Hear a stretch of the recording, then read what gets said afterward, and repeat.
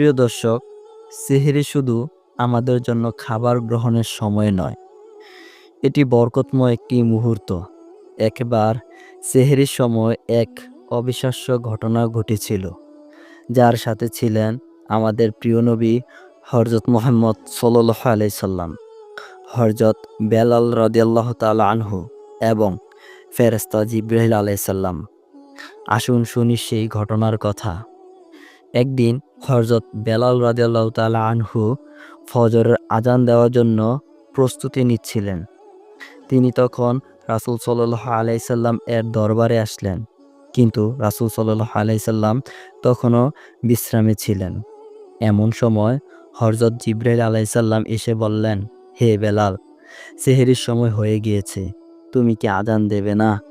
বেলাল রাদিয়াল্লাহু তাআলা আনহু অবাক হয়ে বললেন, হে জিবরাইল আলাইহিস সালাম, আমি তো অপেক্ষায় আছি, কিন্তু আমার প্রিয় নবী সাল্লাল্লাহু আলাইহি সাল্লাম এখনও বিশ্রামে আছেন। জিবরাইল আলাইহিস সালাম বললেন, বেলাল, সেহরির সময় ও ফজরের আজান খুব গুরুত্বপূর্ণ, কারণ এই সময়টাতে আল্লাহর রহমত নেমে আসে। ফেরেশতারা মুমিনদের জন্য দোয়া করেন এবং এটা বরকতের সময়। এই কথা শুনে বেলাল রাদিয়াল্লাহু তাআলা আনহু আবেগে আলপুত হয়ে গেলেন এবং আজান দিতে শুরু করলেন।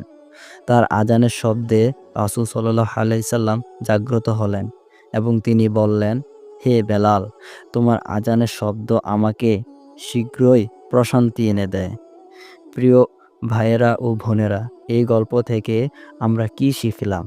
সেহরির সময়ের গুরুত্ব অপরিসীম। এটি এমন একটি মুহূর্ত যখন আল্লাহ তাআলা অশেষ রহমত বর্ষিত হয়। তাই আসুন আমরা কখনোই সেহরি পরিত্যাগ না করি এবং আল্লাহর কাছে থেকে রহমত কামনা করি।